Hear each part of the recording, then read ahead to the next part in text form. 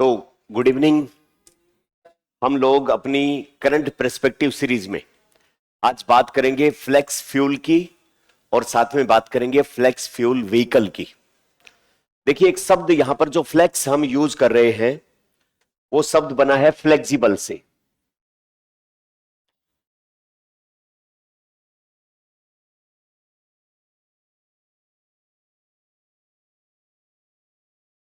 Flexible क्या होता है? लचीलापन जिसमें होता है, जो परिस्थितियों के हिसाब से ढल जाता है, वही फ्लेक्सिबल होता है। तो ये फ्लेक्स तो मतलब फ्लेक्सिबिलिटी से बना है। एक शब्द है फ्यूल। फ्यूल किसको कहते हैं? ईंधन। ईंधन किसको कहते हैं? ऊर्जा देने वाला पदार्थ, एनर्जी गिविंग सब्सटेंस। ठीक है। तो ऐसा एक ईंधन जो एक निश्चित, जैसे कि आज के दिन हम गाड़ियां जो चलाते हैं उसमें पेट्रोल या डीजल, तो पेट्रोल जो होता है एक निश्चित सांद्रता क्वांटिटी वाला, एक निश्चित कंपोजिशन वाला फ्यूल है और इससे चलने वाली गाड़ियां पेट्रोल गाड़ियां कहलाती है। इसी प्रकार डीजल का एक निश्चित केमिकल कंपोजिशन होता है और उससे चलने वाली गाड़ियां डीजल गाड़ियां कहलाती है।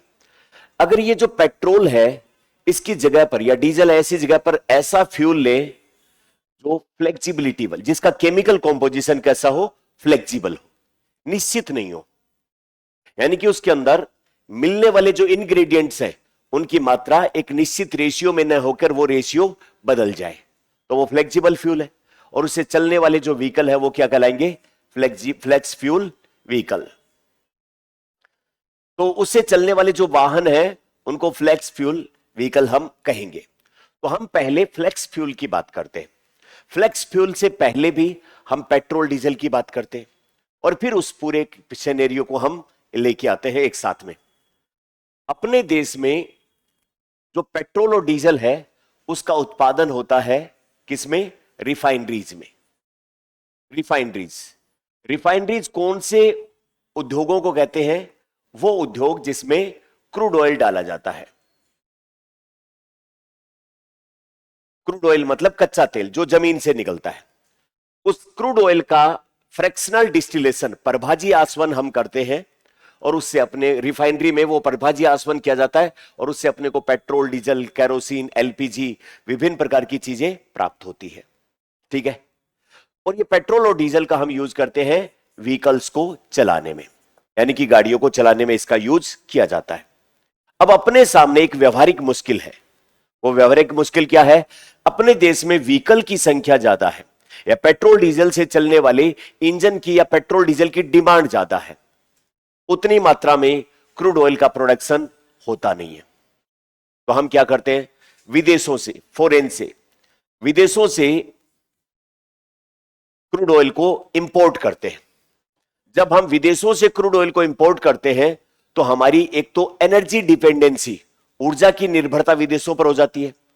दूसरा, जब हम इंपोर्ट करते हैं तो फ्री में नहीं मिलता है, पैसे देने पड़ते हैं और पैसे वो स्वीकार करते हैं इंटरनेशनल करेंसीज में। फॉरेक्स रिजर्व हमें खर्च करने पड़ते हैं। हार्ड करेंसी जो हमारे पास रिजर्व के रूप में है उसमें भुगतान करना पड़ता है।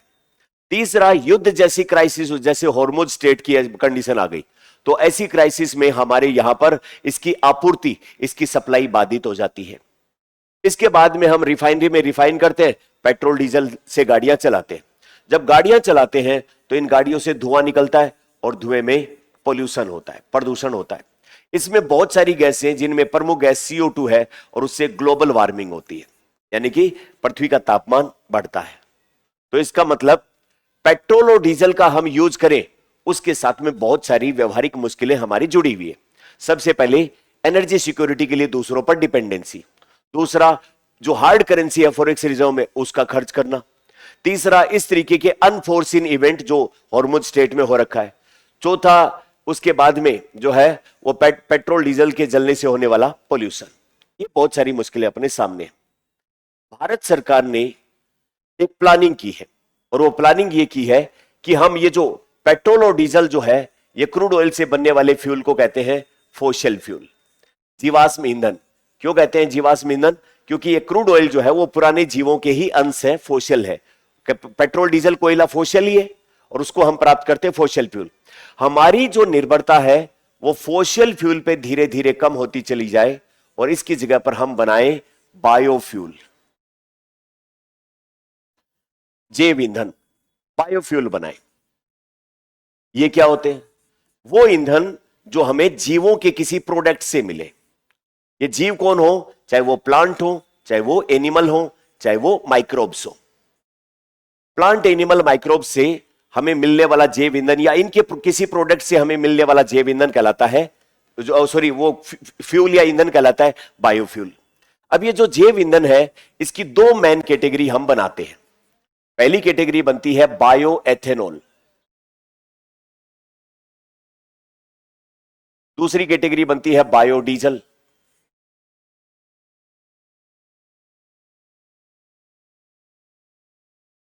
बायोडीजल, तो बायोएथेनॉल और बायोडीजल दोनों बायोफ्यूल के उदाहरण हैं।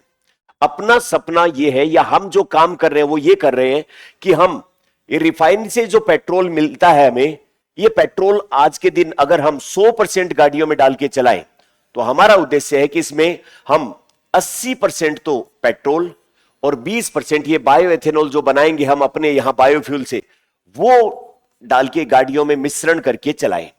उससे पेट्रोल से चलने वाली गाड़ियां आराम से चल सकती है। मतलब ब्लेंड करें, मिश्रण करें, किसका? पेट्रोल के साथ में बायोएथेनॉल का। और उससे जो गाड़ियों से चलने वाली, जो पेट्रोल से चलने वाली गाड़ियां हैं, वो आराम से चलेंगी।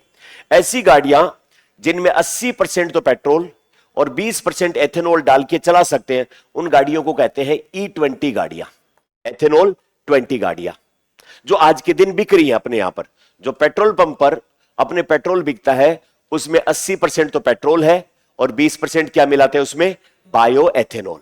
ठीक है बात। सरकार का दूसरा प्लान यह है कि जो डीजल से चलने वाली गाड़ियां हैं, उन डीजल से चलने वाली गाड़ियों में भी ऐसे ही 80% रिफाइनरी में बनने वाला डीजल और 20% इसमें हम क्या मिलाएं? बायोडीजल। तो 20% बायोडीजल, तो ये गाड़ियां जो है वो चलेंगी डीजल से चलने वाली गाड़ी आराम से। अगर हम ये मिलावट करना शुरू करें या मिलाना शुरू करें, पेट्रोल में तो एथेनॉल और डीजल में बायोडीजल, तो अपने को क्या लाभ होगा? अपने को क्रूड ऑयल कम मंगवाना पड़ेगा, यानी कि फॉरेक्स रिजर्व कम खर्च करना पड़ेगा, और प्लस इनसे जो धुआं निकलेगा उससे पोल्यूशन भी कम होगा। एक चीज तो ये। दूसरी चीज, ये एथेनॉल का प्रोडक्शन और बायोडीजल का प्रोडक्शन अपने देश में होगा, तो इससे रोजगार पैदा होंगे। इनका कच्चा माल किसानों के खेतों से निकलेगा, किसानों की आय बढ़ेगी, तो यानी कि अपने को फायदा ही फायदा। तो इन सब चीजों का ध्यान में रखते हुए भारत सरकार ने 2003 से यह प्लानिंग करना शुरू किया कि हम पेट्रोल के साथ में बायो एथेनॉल मिलाएंगे और डीजल के साथ में बायोडीजल मिलाना शुरू करेंगे। और सन 2018 में भारत सरकार ने अपनी एक पॉलिसी बनाई जिसका नाम रखा बायोफ्यूल पॉलिसी या जैव ईंधन नीति। 2022 में इसमें संशोधन किया, अमेंडमेंट किया। अब हम इन चीजों को थोड़ा सा और एलिब्रेट करते हैं। मैं थोड़ा सा आपको साइंस का डायमेंशन बायोएथेनॉल और बायोडीजल का समझा दूं और उसके बाद आगे की बातें करना शुरू करेंगे। तो बायोएथेनॉल क्या होता है? ये सिंपल एथेनॉल होता है, एथिल अल्कोहल होता है, जिसका केमिकल फॉर्मूला C2H5OH होता है। एथिल अल्कोहल का फॉर्मूला यही है, जो शराब में भी होता है वही अल्कोहल है ये। अब ये कोई भी अल्कोहल होता है, ये बनाने की विधि क्या है? तो अल्कोहल को बनाने की विधि कहते हैं फर्मेंटेशन।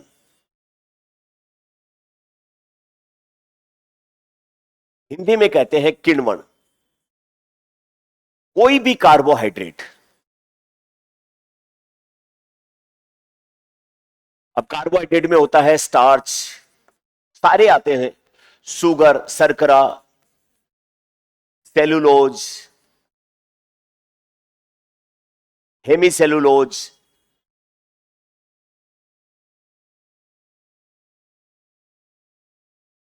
ये सब जो है, और भी, ये सब कार्बोहाइड्रेट के उदाहरण है। तो स्टार्च कहां पाया जाता है? चावल, गेहूं, आलू, जो सब में स्टार्च होता है। शर्करा कहां पाई जाती है? गन्ने में, चकुंदर में, अंगूरों में, सब में शर्करा मिठास वाली पाई जाती है। सेलुलोज, हेमिसेलुलोज, प्लांट की जो छाल होती है, पत्तियां होती है, या फिर जो बचे हुए अनाज का जो भूसा होता है, स्टबल, पराली होती है, उसमें सेलुलोज होता है। जो फल सब्जियां सड़ गल गए, उन सब में सेलुलोज, हेमिसेलुलोज, स्टार्च, ये सब होता है।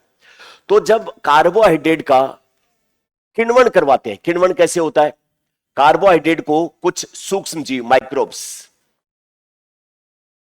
जिनको कहते हैं बैक्टीरिया, ये बैक्टीरिया ऑक्सीजन की अनुपस्थिति में एक्टिव होते हैं, एनएरोबिक बैक्टीरिया कहलाते हैं।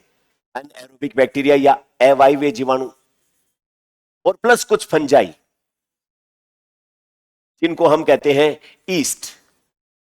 हिंदी में इसको ईस्ट लिख दो या कह दो खमीर, जो जलेबी बनाने के लिए, खमण बनाने के लिए, राबड़ी घोलने के लिए, या गांव में देसी शराब निकालते हैं मटका डाल के अंदर, बस उसमें पैदा होते हैं ऑक्सीजन की अनुपस्थिति में। हथकढ़,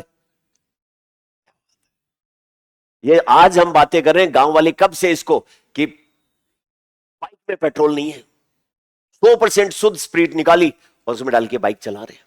1990 से कर रहे हैं ये एडवेंचर हम, दुनिया का आज ध्यान गया इनकी तरफ। पर योगी ऐसा करते हैं, अल्कोहल में उंगली डुबो के आग लगा के दिखाते हैं, पानी नहीं है, एक नंबर प्योर चीज है। प्योर भी नहीं बोलते, पेवर चीज है, है कि नहीं। वापस से अपनी मूल बात पे आते हैं। तो मैं उसी की बात कर रहा हूं, मैं चाहे कितने इंग्लिश के शब्द काम में लूं, काम वही चल रहा है जो पुराने जमाने से गांव देहात में होता है। तो सेलुलोज वो अपने मटके के अंदर यही सब चीजें तो डालते हैं, गुड़ डालते हैं, या जो झाड़ी वगैरह है उसका छाल डालते हैं, या कोई फल सब्जी डालते हैं, कुछ ऐसी चीजें डालते हैं, या चावल डालते हैं, यानी कि उनमें यही होता है। और उसको ऊपर से बंद कर देते हैं एयर टाइट, यानी कि ऑक्सीजन की क्या हो जाती है, अनुपस्थिति। और ऑक्सीजन की अनुपस्थिति में ये सूक्ष्म जीव एनएरोबिक, इसमें एक तो क्या बैक्टीरिया और दूसरे फंजाई, जिनको ईस्ट या खमीर कहते हैं, ये पनपते हैं और इस कार्बोहाइड्रेट को ये कन्वर्ट कर देते हैं। इससे अपना ये भोजन प्राप्त कर रहे होते हैं और इस दोनों बाई प्रोडक्ट में ये अपने को दे देते हैं C2H5OH, ये है एथेनॉल। अब इसमें बहुत सारा अशुद्धियां मिली है। अब ये जो C2H5OH है, ये एथेनॉल कह दो, इसको एथेनॉल कह दो, या इसको एथिल एल्कोहल कह दो, या फिर इसको कह दो बायो एथेनॉल। बायो एथेनॉल क्यों कह दो, क्योंकि कार्बोहाइड्रेट जीवों से मिली है और जीवों से मिलने वाली कोई चीज के आगे क्या लग जाता है, बायो, तो बायो एथेनॉल कह दो। बायो एथेनॉल अपने को मिल गया। अब इस बायो एथेनॉल को शुद्ध अवस्था में प्राप्त करने के लिए गांव के हिसाब से ही देखें तो एक प्रोसेस की जाती है जिसका नाम है डिस्टिलेशन, हिंदी में कहते हैं आसवन। देसी जुगाड़ में क्या करते हैं, उस मटके को एक बर्तन में डालते हैं और उस बर्तन के ऊपर से एयर टाइट और एक पतली सी नली निकालते हैं, नीचे से आग लगा देते हैं, गर्म होता है, अल्कोहल बॉइलिंग पॉइंट पे आता है और भाप के रूप में निकल के और उस नली को पानी में से गुजारते हैं, वो वापस से ठंडा होता है और बूंद बूंद टपकती रहती है, ताजा माल बनता है और ताजा माल लोग पीते हैं, है कि नहीं है। कच्ची शराब बोलते हैं उसको, एथिल अल्कोहल ही होता है उसमें, सही है। तो अब टेक्निकल डायमेंशन इसका क्या है कि एथेनॉल या बायो एथेनॉल कौन सी मैकेनिज्म से बनाया जाता है, फर्मेंटेशन, किण्वन। कच्चा माल क्या होता है, कार्बोहाइड्रेट। कार्बोहाइड्रेट में क्या क्या आते हैं, स्टार्च, शर्करा, सेलुलोज, हेमिसेलुलोज, सब। तो अपने देश में ये कार्बोहाइड्रेट का सोर्स खूब सारा है, गन्ने के किसान खूब सारे हैं, मक्का के किसान खूब सारे हैं, ये तो हो गया खाने योग्य चीजें हैं उसमें। उसके अलावा अपने देश में कितनी सारी फल सब्जी मंडियां हैं जिसमें रोजाना फल सब्जियां सड़ जाती है, कूड़ा कचरा हो जाती है, लेकिन उसमें कार्बोहाइड्रेट तो होता है।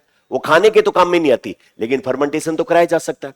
अपने देश में सोच के देखो कितने भंडारे, स्वामणी, जागरण, शादी ब्याह होते हैं, उसमें कितना सारा खाना बचता है, वो खाने योग्य तो नहीं है लेकिन उसमें कार्बोहाइड्रेट तो होता है। तो इसका मतलब एक तरफ तो अपना सारा कूड़ा कचरा जो फल सब्जी मंडियों से निकलता है, ब्याह शादियों से निकलता है, वो सारा काम में आ जाएगा, और दूसरी तरफ अपने को क्या मिल जाएगा, अल्कोहल। इस अल्कोहल को हम 20%, ये जो अल्कोहल और 80% मिला दें इसमें क्या, पेट्रोल। तो इससे जो फ्यूल बनता है वो क्या कहलाता है, E20 पेट्रोल। क्या कहलाता है, इसका नाम E20 पेट्रोल क्यों है, क्योंकि इस पेट्रोल में एथेनॉल, E फॉर एथेनॉल कितना मिलाया गया है, 20% मिला है। सरकार की योजना है कि इसको हम E20 से E30 कर दें। E30 जब हम कहेंगे तो इसका मतलब क्या होगा, 70% पेट्रोल और 30% एथेनॉल। अच्छा, उसके बाद इसको कर दें 60-40, तो E40 40%। अगर मैं ये करते करते ऐसे कर दूं E85, इसका मतलब क्या होगा,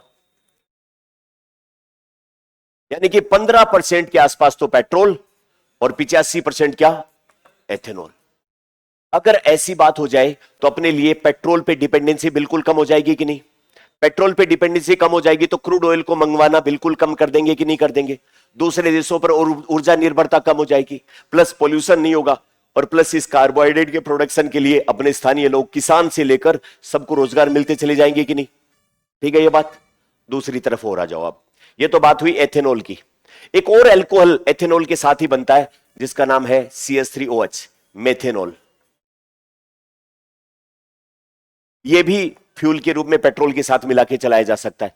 तो एथेनॉल और मेथेनॉल दोनों की ब्लेंडिंग की जा सकती है पेट्रोल के साथ में, और सरकार इस पे काम कर रही है। अब मैं बात बताऊं आपको बायोडीजल के बारे में। बायोडीजल क्या है?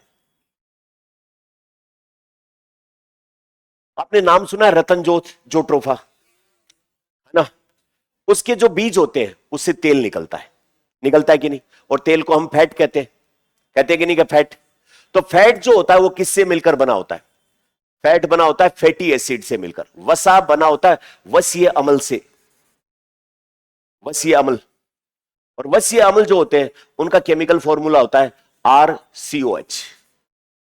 यहां पर R जो है वो कार्बन और हाइड्रोजन की लंबी लंबी चेन को कहते हैं, जैसे CH3, CH2, CH2, CH2, ये कितने भी हो सकते हैं नंबर, CH2 और लास्ट में जुड़ा हो COH।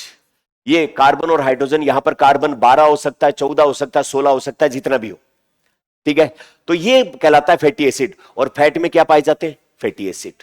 आ गई बात? और फैटी एसिड का फॉर्मूला क्या है? RCOH। अगर हम फैटी एसिड की रिएक्शन करवाएं, RCOH फैटी एसिड की रिएक्शन कराएं किसके साथ में? अल्कोहल के साथ। अल्कोहल में यहां पर OH जुड़ा है और ये R मतलब CH2, CH3, COH, C2H5, जो भी, इन दोनों की रिएक्शन कराएंगे तो इससे हमें प्राप्त होगा RCOO, R प्लस H2। ये OH और ये H और ये R इधर आ जाएगा। तो ये क्या, ये जो है इसको कहते हैं एस्टर। इस अभिक्रिया को कहते हैं एस्ट्रीकरण या एस्ट्रीफिकेशन। यही एस्टर कहलाता है बायोडीजल।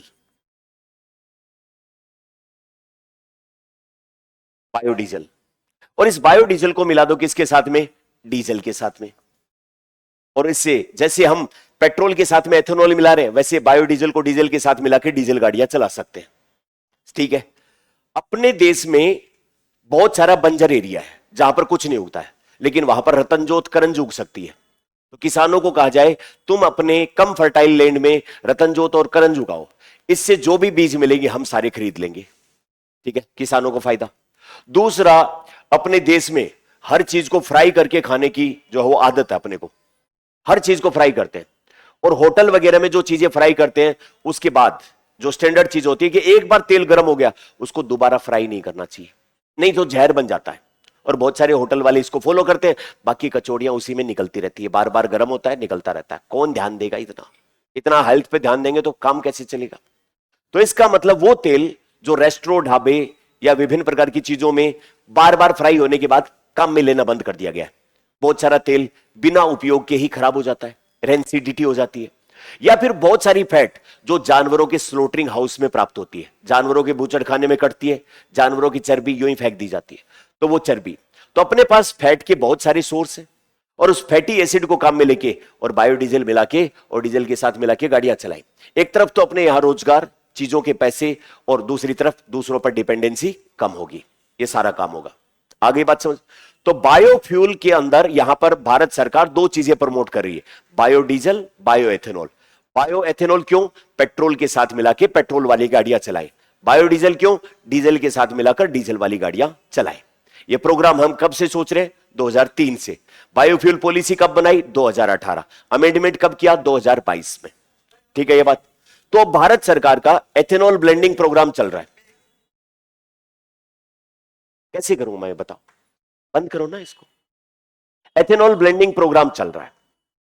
तो एथेनॉल ब्लेंडिंग जो प्रोग्राम चल रहा है उसके अंदर भारत यह चाहता है कि पेट्रोल का इंपोर्ट कम हो और अपने एथेनॉल का परसेंटेज हम बढ़ते चले जाएं।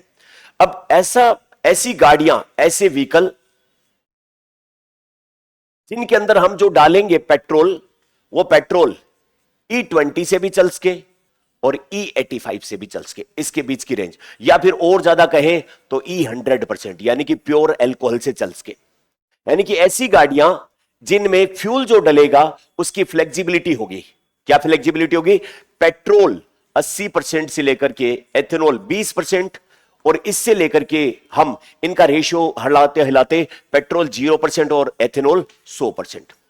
इतनी टाइप की वैरायटी ऑफ फ्यूल से यानी कि इनके रेशियो में जो चेंज आता है, उन सबको ध्यान में रखते हुए जिस गाड़ी चल सकती है वो गाड़ी क्या कहलाएगी? Flex fuel vehicle. यानी कि उस गाड़ी में जो फ्यूल डलेगा उसके लिए उसमें क्या है? फ्लेक्सिबिलिटी। उसका इंजन इस हिसाब से बनाया गया है कि उसको इस बात से फर्क नहीं पड़ेगा कि पेट्रोल कितना है और एथेनॉल कितना है, इन सारे कॉम्बिनेशन में वो चल जाएगी। इसी प्रकार डीजल वाले केस में भी बायोडीजल और डीजल के फ्लेक्सिबिलिटी से चलने वाली गाड़ियां। अच्छा, वो फ्यूल जिसमें पेट्रोल और बायो एथेनॉल का कॉम्बिनेशन बदलता रहता है, उस फ्यूल को क्या कह दिया? Flex fuel. यानी कि 80-20 वाला, 60-40 वाला, 40 जो वो 60 वाला, या फिर अल्टीमेटली 100 वाला। अभी अपने पेट्रोलियम और नेचुरल गैस मिनिस्ट्री है किसके पास? हरदीप पुरी जी के पास। हरदीप पुरी जी ने बैक टू बैक 3 काम किए। पहला काम किया 3 जून को, अभी जो 3 जून गई है, 3 जून को उन्होंने हीरो होंडा की एक मोटरसाइकिल स्प्लेंडर प्लस और दूसरी जो एचएफ डिलक्स आती है, वो एचएफ डिलक्स और स्प्लेंडर प्लस फ्लेक्स फ्यूल से चलने वाली मोटरसाइकिलें रिलीज की है। यानी कि देश में पहली दोपहिया वाहन हीरो मोटरकार्प के द्वारा बनाई गई है जो फ्लेक्स फ्यूल से चल सकती है। दूसरे ही दिन 4 जून को जो मारुति कंपनी है उसकी वैगन आर कार आती है, इसकी वैगन आर, वो रिलीज की जो फ्लेक्स फ्यूल से चल सकती है। और 5 जून विश्व पर्यावरण दिवस के दिन इन्होंने एक पेट्रोल जारी किया जिसका नाम रखा E85। यानी कि ऐसा पेट्रोल जिसमें 85% तो क्या है? एथेनॉल है और 15% क्या है? पेट्रोल है। ये 3 बैक टू बैक उद्घाटन हुए और इसलिए फ्लेक्स फ्यूल व्हीकल और फ्लेक्स फ्यूल दोनों चर्चा में आ गए। भारत के अंदर पेट्रोल पंप पे आसानी से आज के दिन E20 तो चल रहा था, लेकिन एकदम से छलांग लगा के कहां पहुंच गए? E85। ये E85 फ्यूल जो है वो अभी शुरुआत में भारत की जो तेल बेचने वाली कंपनियां है, इंडियन ऑयल या फिर भारत पेट्रोलियम जो भी है, उनके 40 आउटलेट पे ये E85 फ्यूल मिल रहा है, जिसमें कौन डलवा सकता है? स्प्लेंडर प्लस मोटरसाइकिल वाले, एचएफ डिलक्स वाले और वैगन आर वाले। 2026 दिसंबर आएगा, तब तक ये फ्यूल 500 पेट्रोल पंपों पर मिलने लग जाएगा और 2027 के लास्ट में देश भर के 5000 पेट्रोल पंप पर यह फ्यूल मिलना शुरू हो जाएगा। यानी कि E85 जो है वो फ्लेक्स फ्यूल में हम तेजी से गति कर रहे हैं। आई बात समझ में?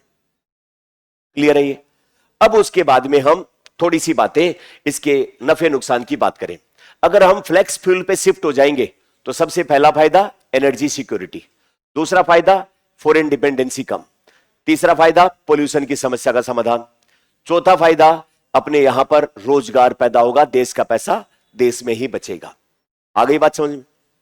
अब बायोफ्यूल पॉलिसी में किया गया है कि पेट्रोल में जो एथेनॉल मिलाया जाता है उस एथेनॉल का प्रोडक्शन अपने देश में बढ़ाने के लिए कदम उठाए गए हैं। उनसे रिलेटेड कुछ बातें, इतने सारे डायमेंशन अपने दिमाग में हैं, तो ये सारी खबरें अब एक एक करके हम देखते हैं और जहां पे भी एक्सप्लेनेशन की जरूरत होगी हम एक्सप्लेन कर लेंगे। तो चलो देखते हैं इसके बारे में। पहली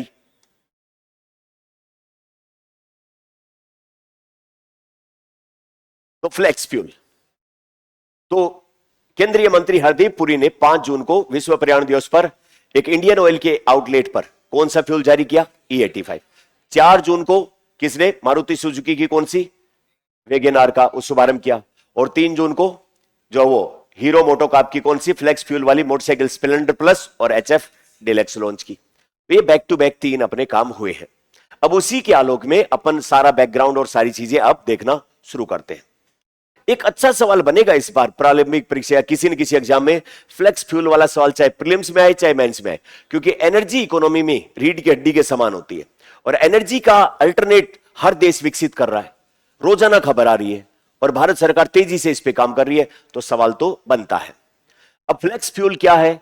एक अल्टरनेटिव ऑटोमेटिव फ्यूल। ऑटोमेटिव मतलब वाहनों में चलने वाला फ्यूल जो रेगुलर पेट्रोल को रिन्यूएबल बायोफ्यूल खास करके एथेनॉल मेथेनॉल के साथ मिलाकर अलग अलग कॉम्बिनेशन में उसका बेचता है। फ्लेक्स फ्यूल का उपयोग करने के लिए विशेष प्रकार के वाहन जिनके इंजन के अंदर इस बात से फर्क नहीं पड़े कि पेट्रोल और एथेनॉल का रेशियो कितना है, वो वाले कहलाते हैं फ्लेक्स फ्यूल व्हीकल। उसमें क्या होता है? पेट्रोल और डीजल उसके इंजन के अंदर डलता है, उसको बोलते हैं टोटल इंटरनल कंबशन, पूर्ण आंतरिक दहन। यानी कि ये पूर्ण आंतरिक दहन वाले इंजन होते हैं और इसमें गैसोलीन तथा गैसोलीन के साथ एथेनॉल। यहां पर जहां पर भी गैसोलीन नाम आए, गैसोलीन यूएसए में पेट्रोल को ही कहते हैं, है ना। जो चाहे माउस कह दो चाहे उंदरा कह दो, बात एक ही है।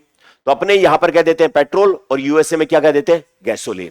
तो गैसोलीन के साथ में एथेनॉल मिला के जब चलाते हैं तो अपना आने वाले टाइम में जो है वो क्या है, E20 से लेकर E100 ये सारा काम करने में सक्षम है। तो फ्लेक्स फ्यूल व्हीकल जो होंगे वो इन सारे कॉम्बिनेशन से चलने वाले व्हीकल होंगे। आई बात समझ। नेक्स्ट बात करें अब E85, अभी जो 5 जून को जारी किया गया, उसमें 80 से 85% तो एथेनॉल और 14 से 19% क्या होता है, पेट्रोल। अभी 48 की, मैंने 40 बोल दिया, 48 कंपनियों के रिटेल पर, और 2026 तक 500 और 2027 के लास्ट तक 5000 के ऊपर ये मिलेगा। अभी 2030-31 तक अपना एथेनॉल मिश्रण टोटल पेट्रोल बिक रहा है, उसमें ओवरऑल पहुंच जाएगा ये 26% जो वो उसकी मात्रा पहुंच जाएगी, बढ़ाने में सहायक होगा। अब उसके बाद में E85 से अपने को क्या लाभ होंगे, एक तो ये सस्ता मिलेगा क्योंकि पेट्रोल तो बाहर से आ रहा है और एथेनॉल अपने यहां पर, तो 20 रुपए सस्ता मिलेगा। 61% कम इससे उत्सर्जन होगा। इसके अलावा इसका लगभग 108 के आसपास रिसर्च ऑक्टेन नंबर होगा। ये ऑक्टेन नंबर क्या होता है इसके बारे में मैं थोड़ी सी बातें आपको बता देता हूं।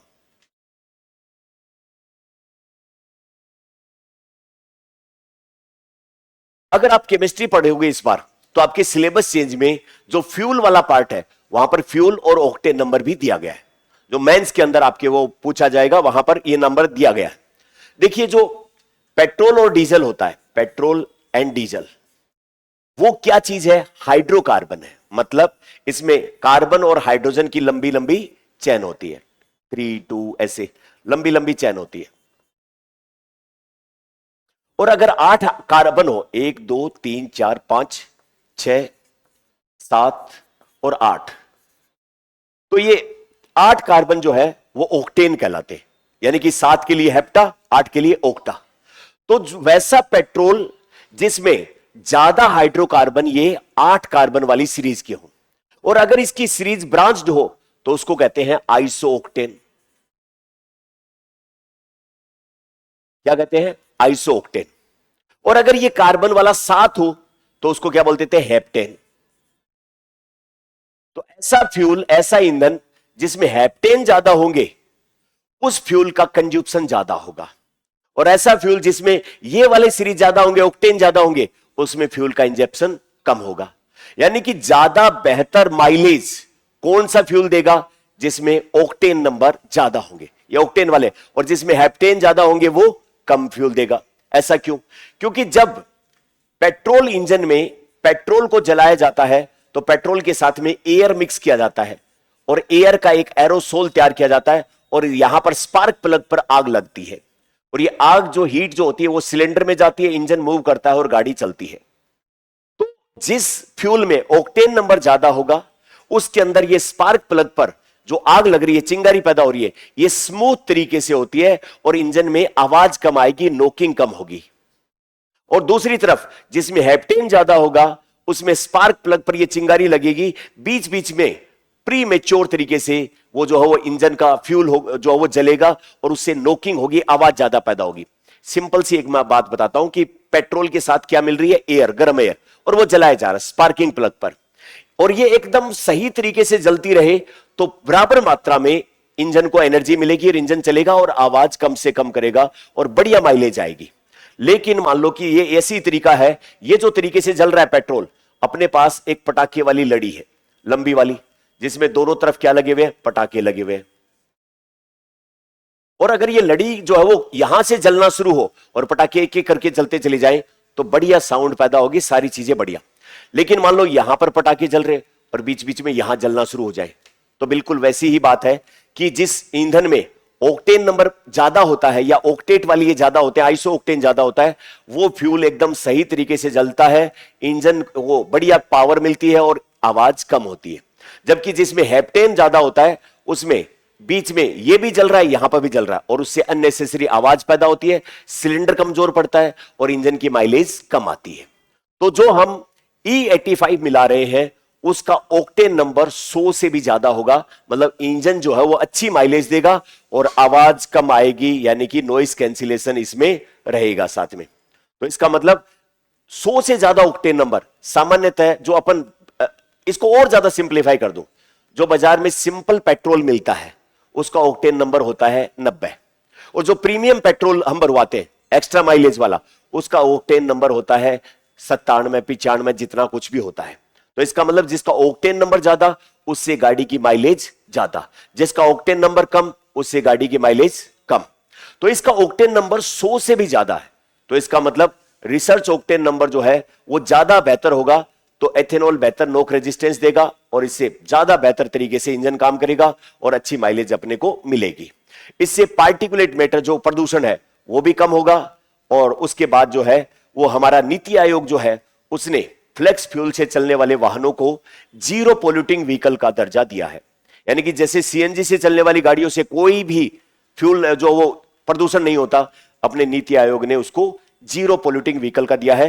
तो एक इंपॉर्टेंट बात है कि फ्लेक्स फ्यूल के बारे में एक स्टेटमेंट एग्जामिनर ये भी डाल सकता है कि हमारे नीति आयोग ने फ्लेक्स फ्यूल से चलने वाले व्हीकल को कितने प्रदूषण का दिया है, जीरो पोल्यूशन का दर्जा दिया है। किसानों को कच्चा माल चाहिएगा तो उपज मिलेगी और विदेशी मुद्रा की बचत होगी। ये सारे E85 के साथ में जुड़े हुए मुद्दे हैं। उसके बाद में ये जो अपना एथेनॉल है वो प्राकृतिक रूप से खमीर के फर्मेंटेशन या किण्वन की क्रिया से मनवाते हैं, और अपने जो स्टार्च की या गन्ना ये जो सामग्री कार्बोहाइड्रेट वाली मिलती है, इस सामग्री के आधार पर एथेनॉल को 4 पीढ़ी में बांटा जाता है। अपन बायोटेक्नोलॉजी में इसको पढ़ाते भी हैं, पहली पीढ़ी, दूसरी पीढ़ी, तीसरी पीढ़ी और चौथी पीढ़ी। और इस बार जो पिछली परीक्षा थी उसके अंदर बायोटेक्नोलॉजी वाले सेक्शन में यह सवाल भी पूछा था आरएस प्री में कि चौथी पीढ़ी के जो बायोफ्यूल होते हैं वो किससे प्राप्त किए जाते हैं, जीएमओ से या जेनेटिकली मॉडिफाइड माइक्रोब से प्राप्त किए जाते हैं। तो पहली पीढ़ी के जैव ईंधन वो होते हैं जिनमें कार्बोहाइड्रेट का जो सोर्स होता है वो खाने योग्य चीजें होती है, जैसे कि मक्का हो गया, जैसे कि गन्ना हो गया, गन्ने से बनने वाली चीनी हो गई।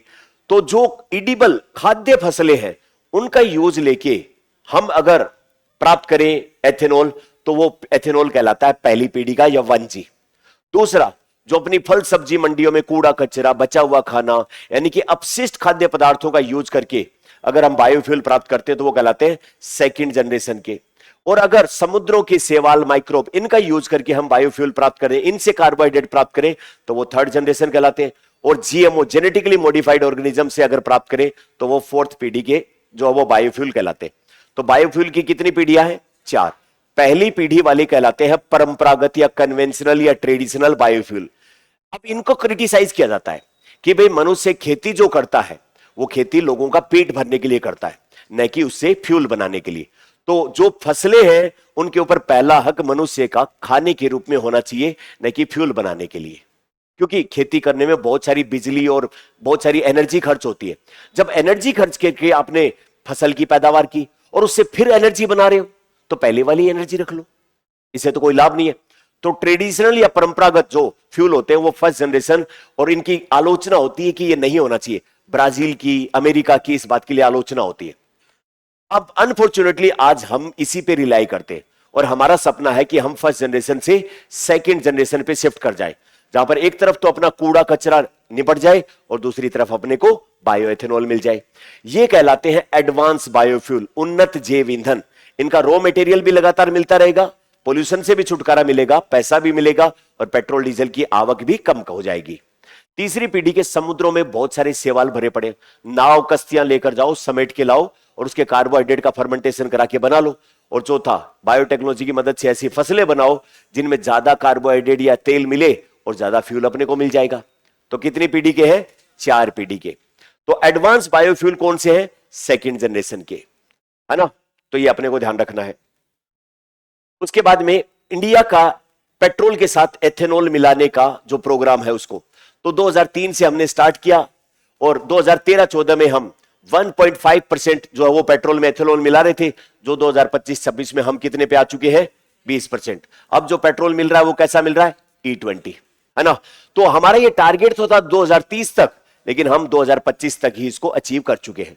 अब बायोफ्यूल पॉलिसी 2018 जिसमें संशोधन 2022 में किया गया, उसमें एक नई बात कही, 2030 से बढ़ाकर 2025-26 में, यानी कि जो 2030 में था अपनी पॉलिसी के अंदर, वो हमने इसको समय से पहले ही 2025 तक 20 तक ही इसको लागू कर दिया।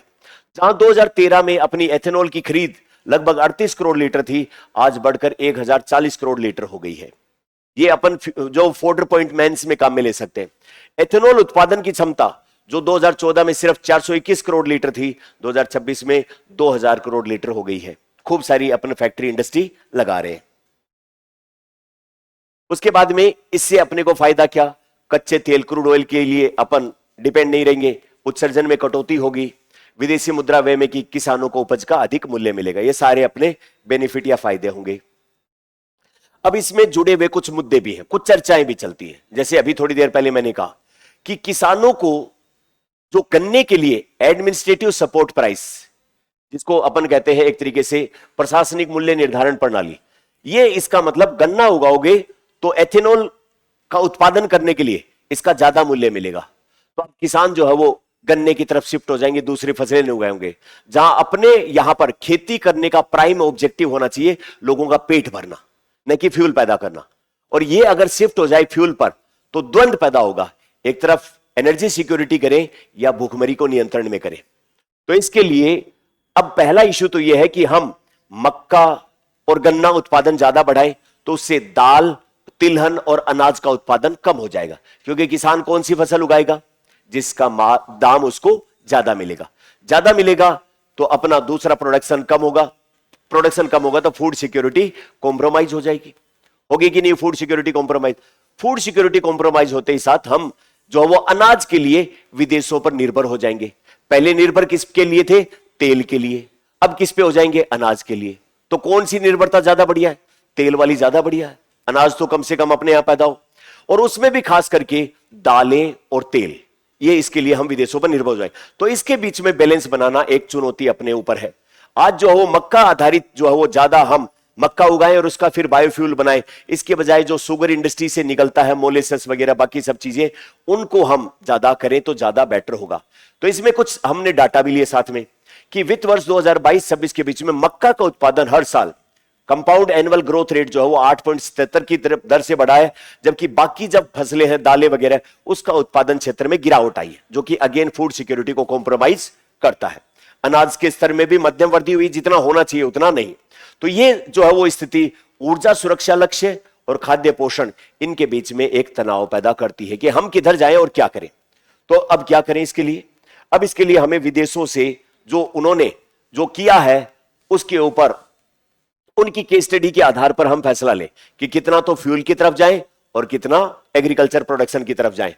इसके बजाय पहली पीढ़ी फसलों की बजाय हम जो वेस्ट मटेरियल है, जो खाने पीने के बाद बच गया, उसके ऊपर फोकस करें, एडवांस बायोफ्यूल के ऊपर फोकस करें, सेकंड जनरेशन वाले बायोफ्यूल पर फोकस करें। दालों और तिलहन का मूल्य अगर बाजार में ज्यादा मिले तो लाभप्रद होगा, तो इसको ज्यादा उगाएंगे। इसके अलावा इनपुट और आउटपुट यानी कि आर्टिफिशियली इसकी डिमांड को जो चेंज करते हैं उन सब से बचाना होगा।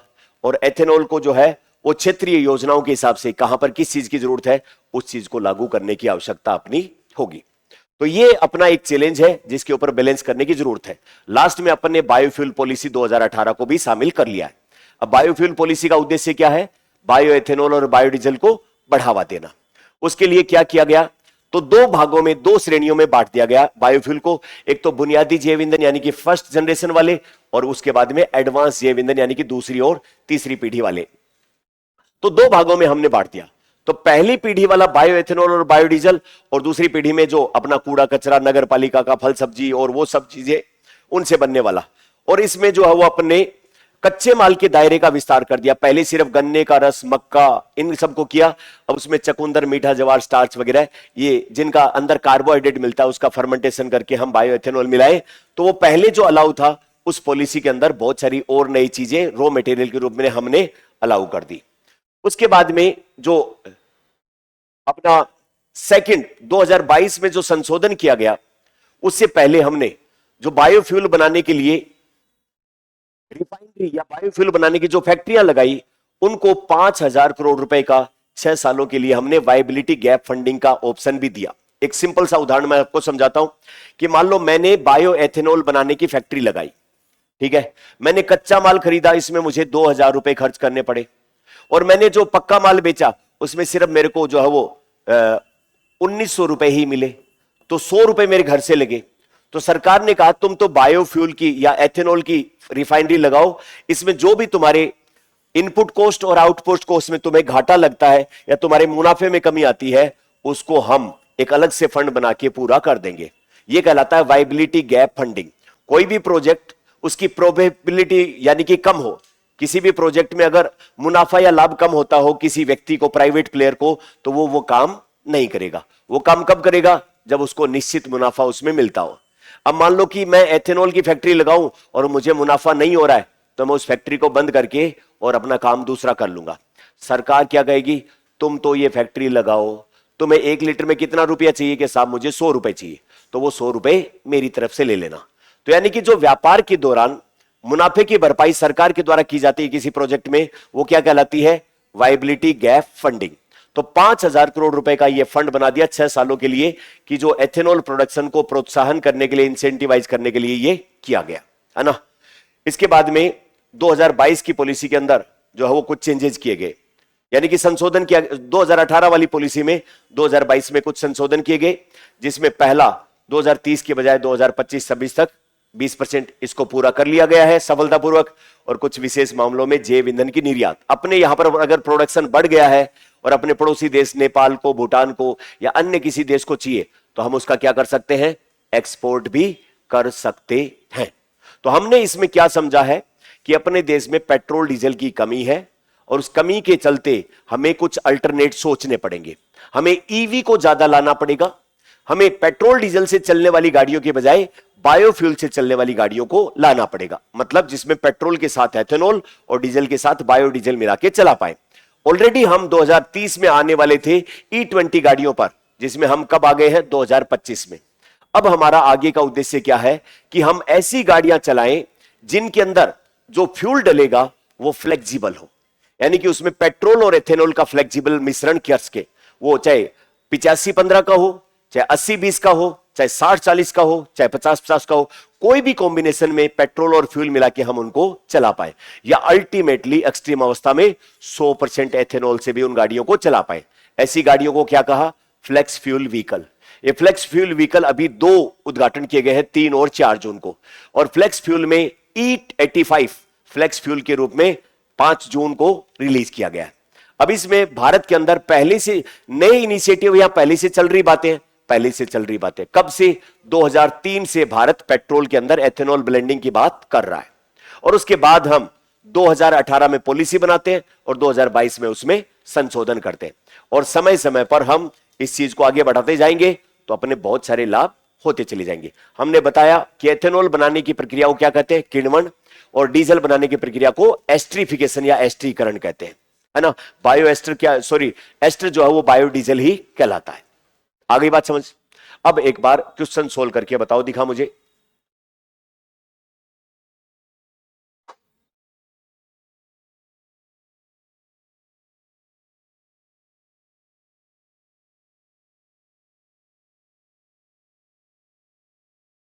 है दूसरा ऑप्शन गलत है क्या?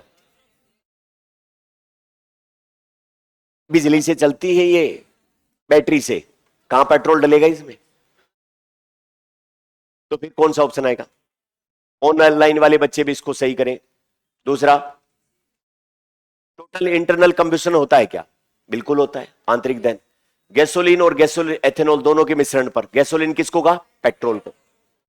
नीति आयोग ने एथेनॉल एथेनॉल आधारित वीवीएम को शून्य उत्सर्जन वाहन के रूप में। तीनों बातें ठीक है, कौन सा ऑप्शन आएगा? एक सब्जेक्टिव टाइप का सवाल भी बनाओ, है ना। ऊर्जा सुरक्षा और खाद्य सुरक्षा, इन दोनों के बीच में बैलेंस बनाना और भारत के बायोफ्यूल प्रोग्राम को आगे बढ़ाना एक चैलेंज है। और ये इस चैलेंज को हम कैसे करेंगे एथेनॉल के स्पेशल कॉन्टेक्स्ट में? बढ़िया सवाल बनता है, मेंस के लायक अच्छा सवाल है, जिसमें एग्रीकल्चर भी आ गया और ऊर्जा भी आ गई, इकोनॉमी भी आ गया, ज्योग्राफी भी आ गई, साइंस टेक भी आ गया है। इंग्लिश में अभी लगाते हैं, इंग्लिश में क्या?